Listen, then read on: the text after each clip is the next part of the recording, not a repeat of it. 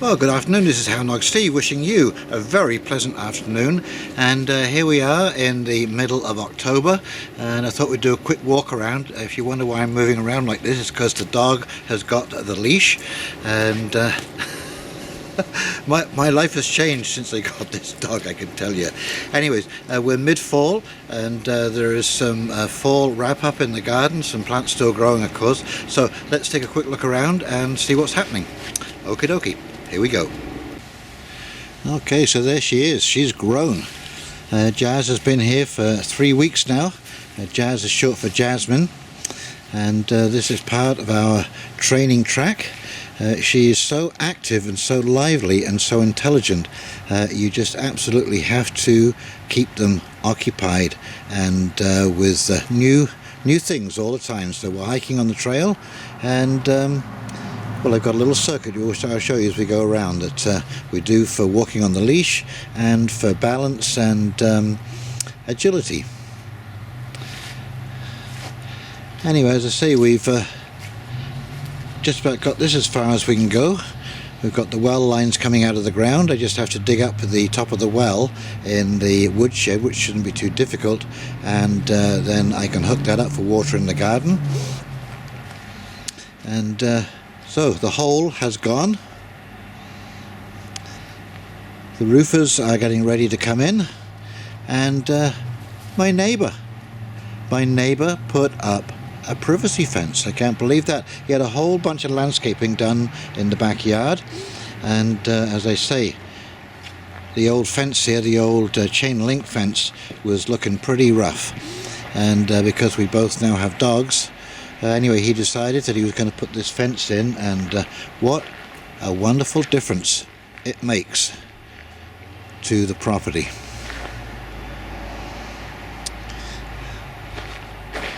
This is the wood that I purchased to rebuild my woodshed and a storage shed on the property that's already there. They need to be renovated really badly, but because of the shortages, I decided that I would get this in advance and just cover it, and work can start next spring because we're getting to close in now in the fall. Okay, so this is the ramp that I set up, and we run up one, jump down, run up the other one, and sometimes I'll have it straight across and one jump down, and then we come around and we hop up on these bales and we sit and go on to the next bale, sit, and then we walk to heel all the way around and end up here.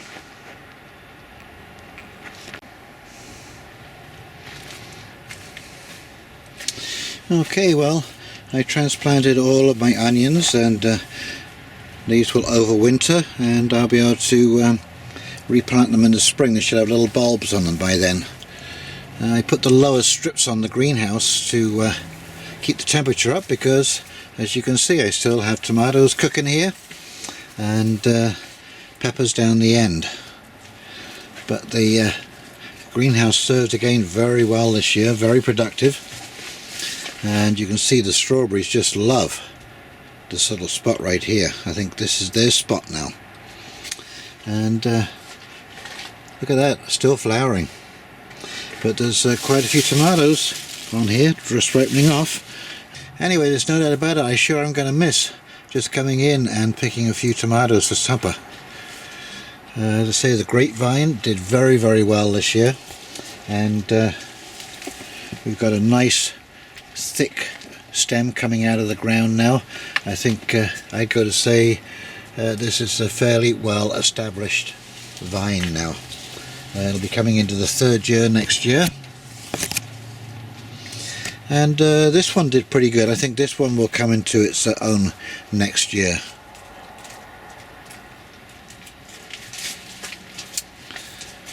There, as you can see, you still have peppers and some, small ones still forming. This is what a greenhouse does for you. I mean, here we are, we're into mid-October, October the 18th, and I'm still picking stuff out of the greenhouse. the temperature outside is around about 5 or 6 degrees, and yet the temperature in here is 12 to 13 degrees. So as soon as you put this bottom wrap around, it just holds all of the heat in. Of course, I'm still picking beet greens and beets. Again, these will go right into November, early December. And if we have a mild winter, which is what it's sounding like, an La Nina year, we could see, yeah, right up till Christmas.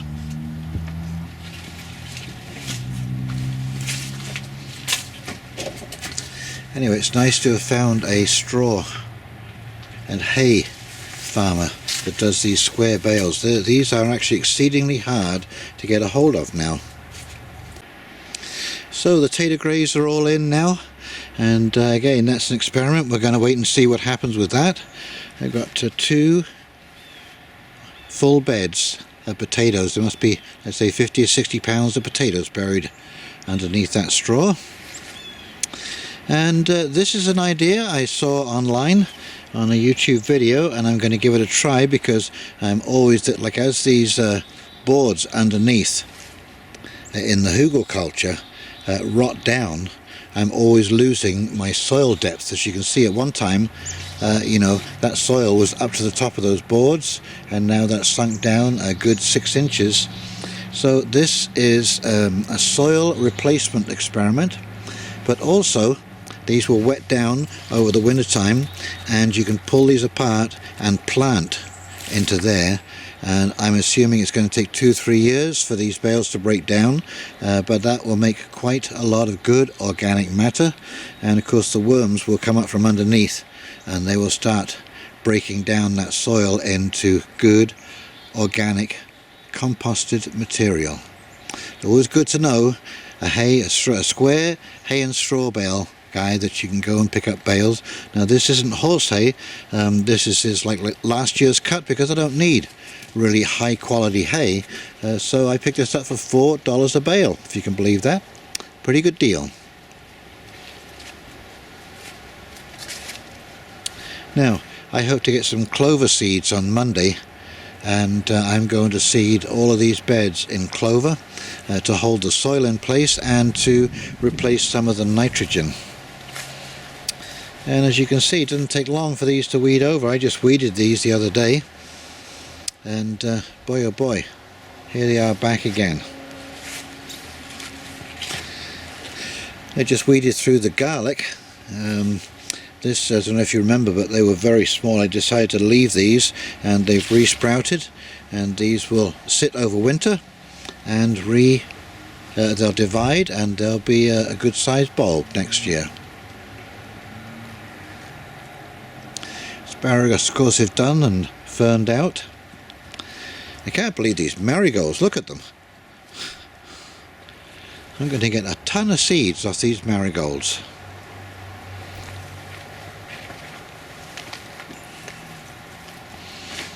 Catnip, if anybody wants to make catnip bags, there's a ton of it here. The kale, of course, this will go on strong. Look, we've had a hard frost. The beans are just absolutely done. However, the kale is looking wonderful. I had some the other day, and it's just as sweet and as crisp as you can imagine. And of course, at this time of year, you do need to be eating the dark green leafy vegetables. It helps your gut go through the change of seasons, and of course it gives you a little burst of iron.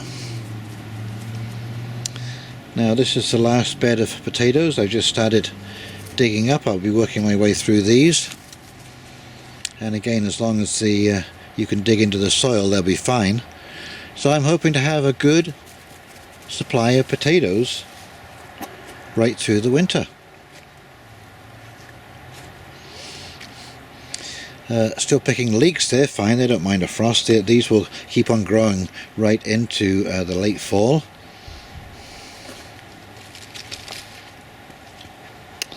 This is oregano. I can't believe how unbelievably prolific oregano is. Look, it's everywhere. Just the seeds drop down. It's just every little crack it'll grow in on rocks. But I'm starting to really like the look of my herb bed there. It's all getting kind of integrated. There's the nettle, there's more catnip, oregano, rosemary, sage, chives, mints. I did plant some dill, but it seems to be struggling a little bit. I see one little dill plant coming over there, but the mint has just come right back on, and I think this is because the we've got back into some good steady rains. But you can see how the birds get into those sunflower seeds. Look at that, it's absolutely picked bare. Still got some cilantro there. Now I actually have some raspberries on my raspberry plants.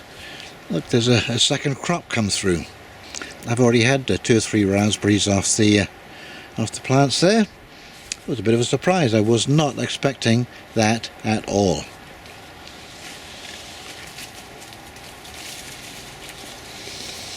That little puppy has brought a lot of joy into my life, I can tell you. She's just so in the moment all the time, continually playful.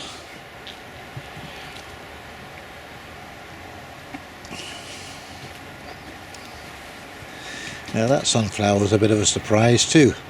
It grew up right between the posts to support it, and again it's been pecked out. The birds have been in there, and that's what I like about sunflowers. Not only do you get the beauty of the sunflower as they're growing and watching them flower out, but it's a great bird feeder. Well, I hope you enjoyed that little walk around the garden, and well, here we are at coming to the end of what could only be called a stunning year. The events that have taken place this year worldwide have been absolutely, without doubt, probably the most incredible experiences of my lifetime anyways, and I cannot believe the change that has come over the world. We're seeing the most unbelievable division between people, especially as we come into the election in the US between Donald Trump and Joe Biden. Who knows how that's going to turn out, although really from what I'm seeing, I suspect that Donald Trump is going to win this election again for a second term. Especially as we're in the middle of a crisis, and the electorate really do not like to change their politicians when they're in the middle of a crisis, whether it be wartime or whatever it is. But the effects of this will be ongoing and devastating. Many friends of mine who are in business are really suffering, myself included. I went from what was a thriving business 9 months ago to a situation where I can barely fill 3 days of bookings, of staggered bookings. I had a chap in the other day, and he hadn't been out since March. I mean, that's unbelievable. We took 7 or 8 months, I hadn't really been out of the house. Everything was ordered in, delivered to the door. So there are still lots of people who are not moving around out there. And the fear that has been instilled in them over the situation is beyond belief. Now, I have, well, someone said I should mention this on video because it is interesting, but I mean, I have gone from probably, I mean, not one of the most popular people in town, but I certainly didn't have any enemies in town as far as I knew, to being probably one of the most unpopular people in town, because I've taken a rather rebellious attitude towards mask wearing, based on the data from the WHO and the CDC, all of the studies. It seems that people would rather believe some chap on CNN who is not a doctor. And of course people have said to me, well, Steve, are you a doctor? Oh yeah, Mr. Scientist. Ha ha ha ha. Well, I can read a report. Okay, I can understand what the experts are saying just by reading that report and their conclusions. And because it's the CDC's own report, it flies in the face of everything that the World Health Organization, the NIH, and the health units are asking us to do. The studies show quite categorically that there is no difference if you wear a mask or if you don't. It does not slow the spread of a virus. And so there you go. Only people who are basically coming constantly in contact, nurses, first care responders, should be thinking about hazmat suits and wearing masks and this kind of stuff. But the general public, it really doesn't make any difference. And thankfully, we have Sweden, plucky little Sweden. They didn't lock down at all, and they are just fine. Yes, they had a spike, but when you look at their graph of cases and deaths, they're basically exactly the same as any other country that did do a lockdown, but without the devastating economic impact. And this is going to have far-reaching impact. I mean, I don't care what anyone says, and that's why I can't really understand why we rush to lock down. I mean, these governments have advisors, there are economists, there are think tanks. I'm a grade 10 barber, for goodness sake, and even I can see that if you have an economy that is running full speed ahead on just-in-time servicing, in other words, the manufacturing stops once the last part has been put into the processor and has run out, until that truck shows up with the new stuff, you're done. There's no more manufacturing. So we were running as fast as we possibly could, and then we put the brakes on for 3 or 4 months, and then we forced the economy to run at half speed. No wonder all the cars, I mean, you can imagine if this was a train, all the cars at the back are now crashing into the front cars because they can't get through that tiny little tunnel called just-in-time servicing. Okay, and so we set up a system that was bound to fail at some point. As soon as it met a serious crisis, the just-in-time globalist system was going to fall apart. And so now you can see that what's going on is there is a new kind of government control being implemented, one of absolute control. This is technocracy totalitarianism, my friends, based loosely on Marxism and fascism and all the worst parts therein. And so it's basically a complete takeover of our society. And once again, I don't see the point. I don't see what the rationale is behind this, to throw a system into reverse gear at full speed. I mean, do these people not depend on the same things that we do? Do they have their own complete set of manufacturing things, or are they so well stocked that they don't have to worry, they can go through this crisis and rebuild afterwards? I don't think so. And so what's the big plan? What's the future plan? I mean, I don't really understand the rationale or the logic behind pushing this, and yet all of these people, when I watch these politicians making their pronouncements and announcements, they seem driven. Okay, the Ministers of Health, Theresa Tam, head of Health Canada, they all seem to be driven to follow this, headlong off the cliff of economic disaster, when we can clearly see that, yes, it's an issue, but there is not the crisis that they are talking about. The hospitals were never overwhelmed in all of this, never overwhelmed. So I cannot possibly see why we would leap to, once we realised that, after the 2 weeks of lockdown, and the information started to be clear that the real people at risk were in long-term care facilities and not the general public, we should have eased that lockdown immediately because of the dire risk to the economy. And what they've done by bleeding out information in bits and pieces with no clear plan to them, so nobody can actually make a decision, you force people to make decisions that are irreversible. So, for example, I will be moving my business to my property here, and I will work out of my house, just because that's the prudent thing to do, and I don't know what's going to happen going forward. I keep hearing of more lockdowns coming. I can't see it because the case count in my region anyways is, well, we haven't had a case in over 2 months. And even then, you know, we had 32 deaths in Quarter Lakes, and they were all at one long-term care facility, and no other deaths since then. And Peterborough County, our nearest neighbour, have had only 2 deaths. And we're still both only running, I think we have 160 odd cases with 160 odd resolved in Quarter Lakes, and Peterborough is about, I don't know, 110, 115 cases, you know, with 110 or 12 resolved. I mean, this is minuscule. And thankfully, province Alberta under Jason Kenney is now saying that they are not going to micromanage the public's lives, and they must start looking at the broader damage to the health of their citizens. The suicides, the loss of businesses, the surgeries that have been put off, the abuse, the drug overdoses. There has been more drug overdoses in Alberta than there has been COVID deaths. 300 COVID deaths, 400 overdose deaths. And that's just overdoses. What about people who miss cancer treatments or misdiagnostics because you know, the hospitals were basically on lockdown too. And we now know, whether it's Britain or in Canada, that these hospital wards were never overwhelmed at all.